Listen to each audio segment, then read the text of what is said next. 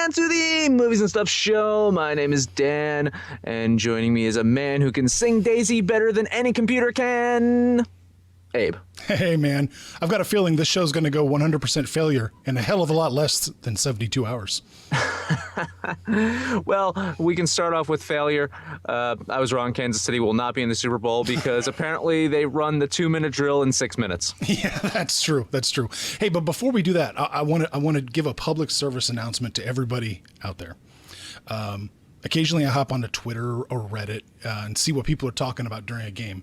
And I see a ton of confusion about this, and the playoffs bring out the fans that are a little casual.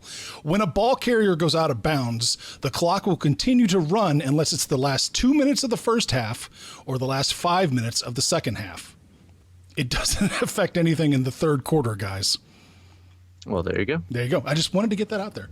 But no, man, you're right. The Chiefs didn't quite make it. And I know a lot of people are up for bashing Reed. It is partially his fault, I think, when you take his bad clock management.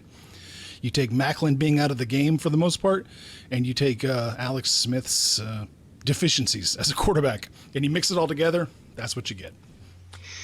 Yeah, I mean, it's not that they were in the game, but they were kind of in the game. I look at it this way, is when you say that you want to keep the ball out of Tom Brady's hands, fine. But you kind of need to have the ball in your hand to score multiple times. And if you're running a 6-minute, 2-minute drill, it's not going to work. No, I agree with you on that. I don't see how you're in a good position when you're going to count on an onside kick. I just don't. You're not in a good position. No. You know, explain something to me here real quick, too. Mm-hmm. I don't understand NFL coaches. Okay, the Edelman and Gronk are the two biggest weapons the Patriots have. Mm-hmm. They line up in the tight end and the slot for the most part. The Chiefs, two of the strongest players the Chiefs have are their cornerbacks. Why are they letting the cornerbacks line up on the wide receivers when the two most potent weapons are lining up on the inside? Wouldn't it make more sense to put your corners on the slot and tight end and just let your safeties deal with the wide receivers? Or no? I mean, it really with Gronk, you can put 4 guys on him. It's not going to matter. Honestly, he'll run over a cornerback. I don't think that's gonna. Honestly, you got to put like a middle linebacker on it. Like Barry should have just been on him the whole game. Yeah. And just just give up Barry to Gronk because I mean that's what's going to happen. Yeah. I mean, other than Kansas City, let's see, Green Bay, they lost a hell of a fucking game. That was amazing. Hell of a game. It was. And I didn't even watch the whole thing. I saw it. I saw it at the end, and I'm like, oh, there's no way that now there's 5 seconds left. This touchdown. I'm like, wow. It's shocking. He did it again. And and then the overtime came. And and then you got Carolina, Seattle. Turned into a better game than it started off. I couldn't believe that either. That was nuts. Up 31-0 and ends up being a score, one touchdown. And it was pretty close towards the end. Yeah, very close. So there's that. And the Patriots. Then Denver was another kind of weird game. It came down to a fumble. That was a weird game. Yeah. Really came down to a fumble. That's it. What do you think of Manning? Looking. That's a good Al. That's a good. I'm with you on that.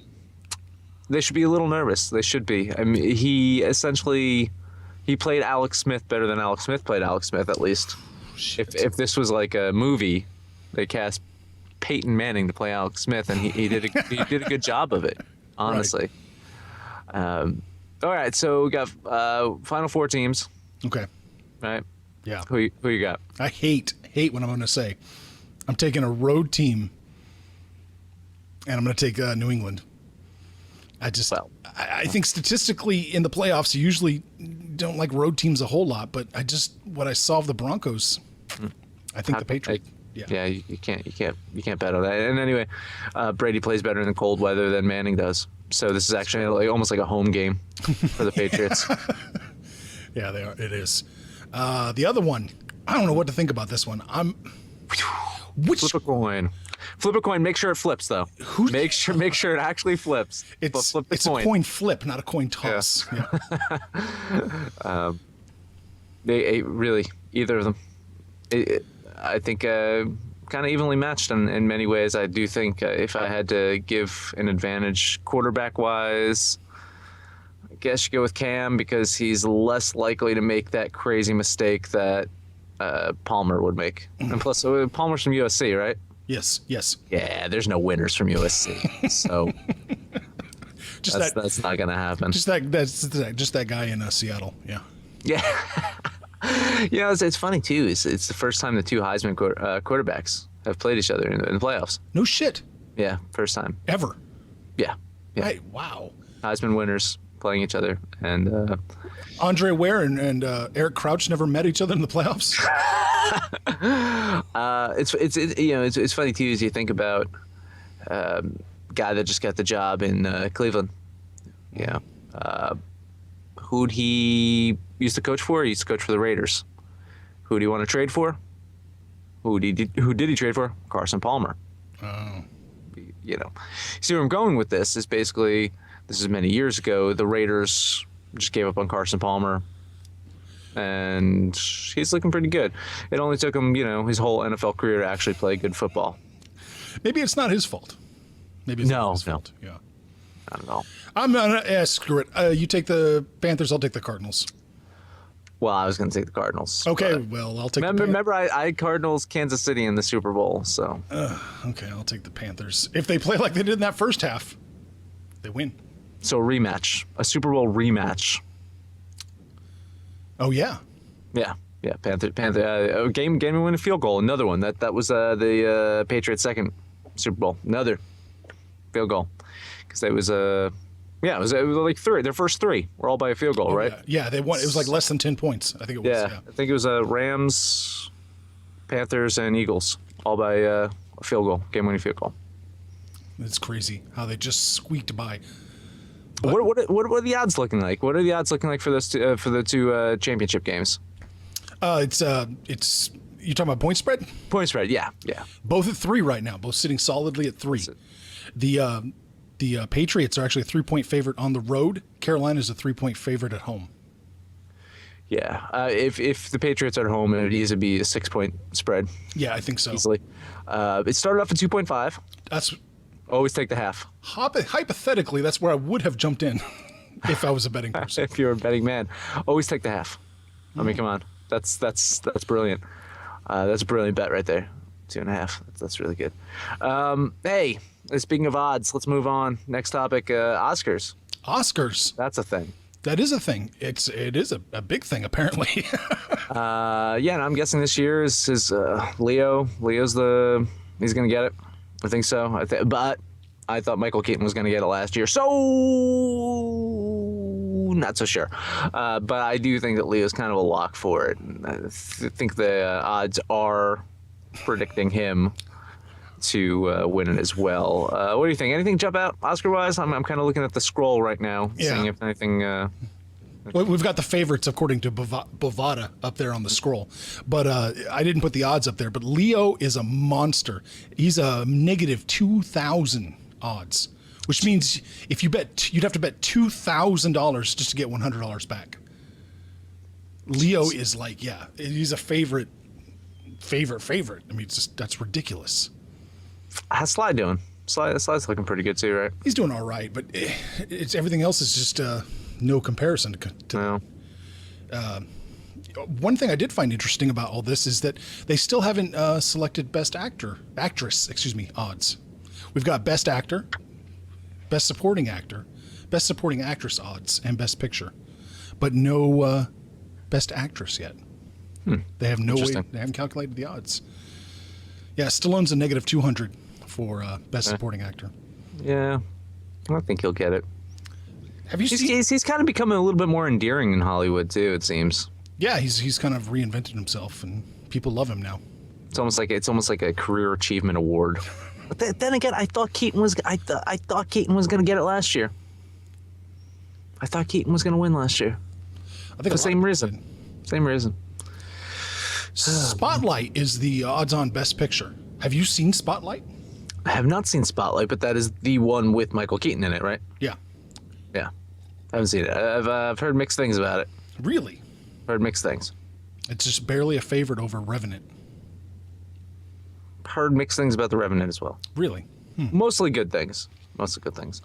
I've heard mixed things about Big Short as well. Yes, I have too. But I get a kick out of the fact that best director honestly could be the guy that directed Anchorman and Step Brothers. And Stanley Kubrick never won a best director. No. So I get a kick out of that. I do. Yeah. It's hilarious. It really is. I mean, if there was like possibly an award for best director, comedy, it would probably be Ridley Scott for The Martian. But then maybe we would go with this guy. Yeah, maybe so. Mad Max has better odds than Bridge of Spies. I could see that. I'm just shocked. That the love Mad Max gets. It was a good movie. I just can't believe how acclaimed it is. Yeah, they increased the amount of Right. Best Picture nominations to include the blockbusters. And in any other year, if Mad Max didn't come out, I guess maybe that spot would have went to Star Wars. Maybe so. They're not going to give love to a whole bunch of, blockbusters. It's really interesting, though. You would think, since awards shows like this are such a trade show, you would more credit the bigger movies because that's what Hollywood stands for, as opposed to the independent, smaller movies. Even though these independent, smaller movies are spending more on their marketing budget for these awards than the actual movie costs to make. What are you saying, Dan? It's not about quality. It's about a campaign. Not saying anything, okay. Really. But exactly. That's exactly what I'm saying. Yeah. You're so jaded. You're so cynical. Yes, I am. And I guess one thing that to expect from the Oscars as well would be when they go over the list of people that are no longer with us. Oh, man. I hate that part. Yeah. Lost another one. Lost a good one, too. It was Alan Rickman. Yeah. And, I mean, most people probably know him as Hans, Die Hard, Snape from the Harry Potter movies. And he had a hell of a career. He did a lot more than that. And, just thinking, he passed away last week, 69 years old, cancer. Other movies that I really loved him in, I loved him in Dogma. Oh, yeah. I don't necessarily love Dogma. It's good. It's one of the better for Kevin Smith. It's good. But I liked Rickman in that. I thought he was having a hell of a time. Galaxy Quest. You can't have Galaxy Quest without him. No. I mean, hell of a job there. One of the lesser known movies, I don't even know if you've seen it or heard of it, Bottle Shock. No. Him and Chris Pine. No, I've not.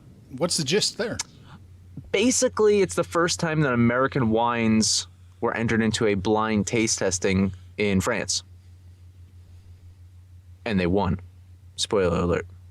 Oh. So it was the first time that California wines had basically become worldwide recognized. And the basically is as Chris Pine and his father, played by the dude Bill Pullman, not Paxton. Oh. Bill Pullman, the one from Independence Day, is Pullman. The one from Lost Highway, Dan. The one from Lost Highway, Pullman. He plays the father, and they own a winery, and they bottle the wine so perfectly that it gets kind of discolored. But the discoloration goes away after a few days, but they just think the wine is bad. Oh, wow. But that's the bottle of wine that gets sent to France and it's based off a true story. And Rickman is in it. He's the one that's like kind of getting these wines into the blind taste test, and But it's just funny to watch, like, kind of like these snobbish like wine people, like, oh, this is definitely a French wine, and it's like, no, it's California, bitch. Yeah, suck it, monkeys. It's American. So it's really the Cool Runnings of the wine world. That's what we're saying right here. That's what I'm seeing. The underdogs that don't belong. Why is that on the scroll? We got the Cool Runnings of wine. There you go. Wow, I've never seen it. Is it funny? It's a pretty funny movie. It's got some funny, and I know a lot of people aren't high up on Chris Pine, mostly for Star Trek reasons. He's good. He's really good in it. I really liked him. And he's in another movie right now, too. That's some kind of boat storm. Perfect Storm 2, Electric Boogaloo. There you go. But no, I like Chris Pine in it, and Bill Pullman is fun. And one of my favorite scenes of that movie, again, not giving anything away, is they just they live on this winery, so they have a boxing ring just in their backyard, and they beat the shit out of each other. Chris Pine and Bill Pullman just beat each other up. I think it does wonders for like father-son therapy. This sounds a lot different than Sideways. It's been a while since I saw Sideways. I really liked Sideways when I first saw it. I did. I have kind of no reason to go back to it, though. Fair enough. Yeah. And it's I don't know. Maybe I should. That's what we do. We rewatch movies because we should. We should give movies second looks. If we love them, if we don't love them, we should always do it. Yep. When they say yes in the email, we're like, hell yeah, we're gonna watch that movie. It's not true. No. That's definitely not. You're getting us in trouble. Yes. What about you, Abe? What other Rickman movies? I mean, besides I hate to sound just so basic here, but yeah, it's Die Hard, man. It's he's one of the greatest action movie villains of all time in Die Hard.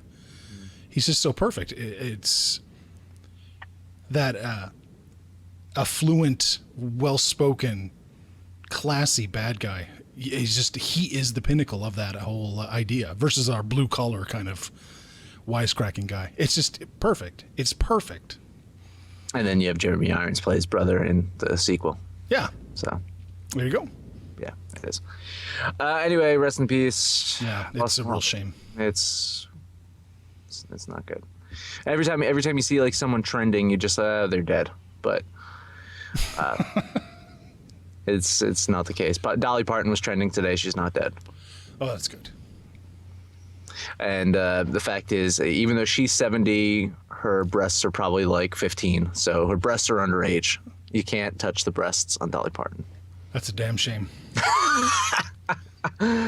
We have a great show this week. We're going to be talking about Stanley Kubrick's sci-fi masterpiece. Should I just even not say sci-fi? We're going to talk about Stanley Kubrick's masterpiece, 2001: A Space Odyssey.